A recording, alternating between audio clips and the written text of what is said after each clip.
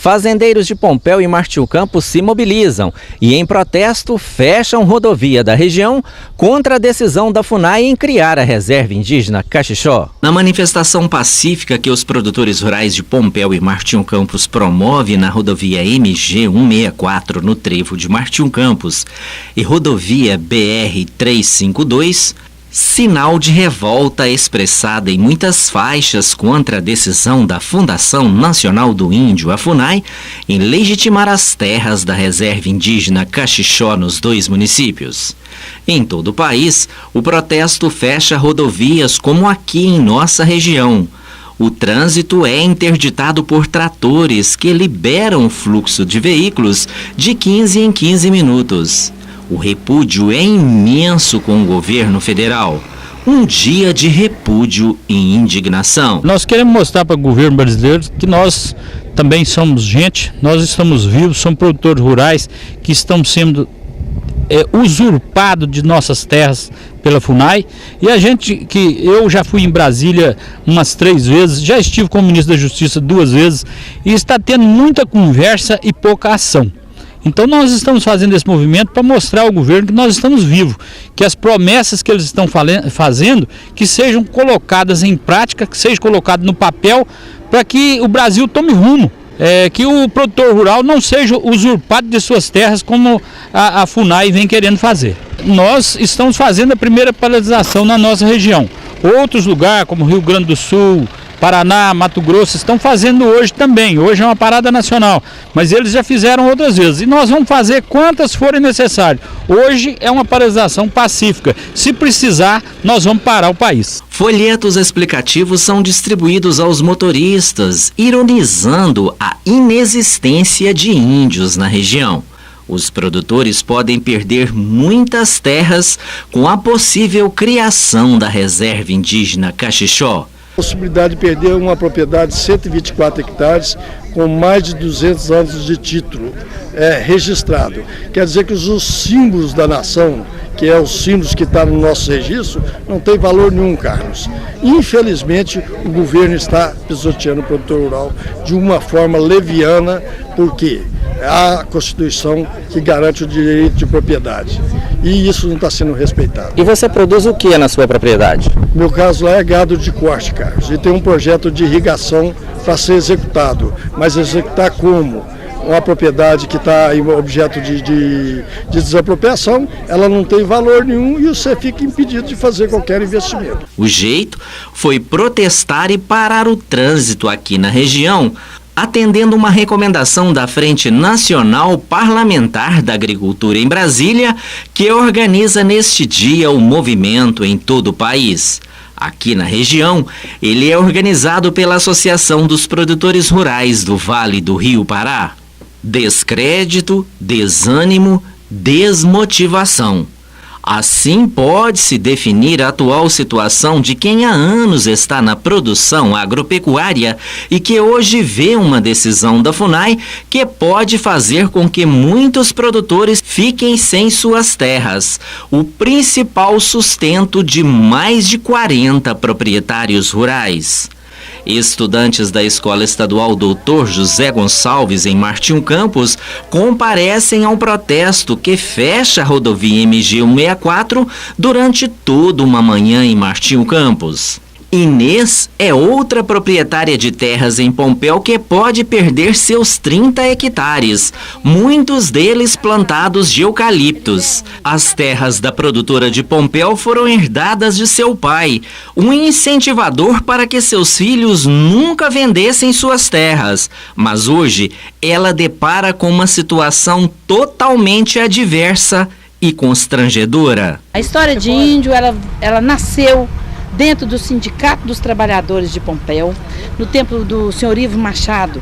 As possíveis desapropriações de terras produtivas para dar lugar a reservas indígenas no país estão deixando os produtores de Martim Campos e Pompéu também indignados e sem saber o que fazer.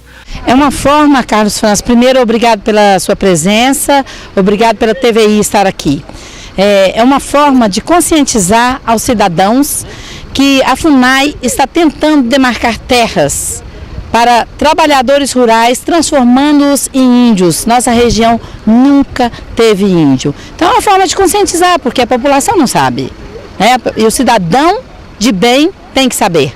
Perco 30 hectares de terra, terras que estão na minha família há 221 anos, passados de pai para filho, de pai para filho, de pai para filho, até chegar em mim, que estou na 7ª geração. Se tem 221 anos que essas terras são nossas, quando que esses índios estiveram aqui? Em 1500? Do dia 26 de março para cá, deste ano, eu já fui a Brasília 2 vezes. Eu tive oportunidade 3 vezes. Eu tive a oportunidade de falar diretamente com o ministro Cardoso, o ministro da Justiça.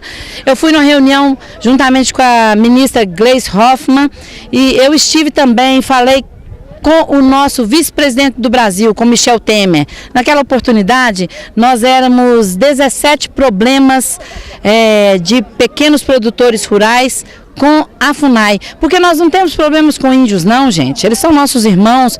Em 1500 o Brasil era deles, nós temos problema com a FUNAI, com a arbitrariedade da FUNAI, com os índios não. Eles são bem-vindos, porque eles são trabalhadores rurais, cresceram comigo. Eu os conheço todos, eram nossos trabalhadores rurais, honestos e trabalhadores. Porque índio tem fama que não foi acostumado a trabalhar. Os daqui de Pompéu Martins Campos, como são trabalhadores rurais, continuam trabalhando muito. São trabalhadores. Eu acho que o INCRA devia de vir, né, e assumir no lugar da FUNAI essa demarcação.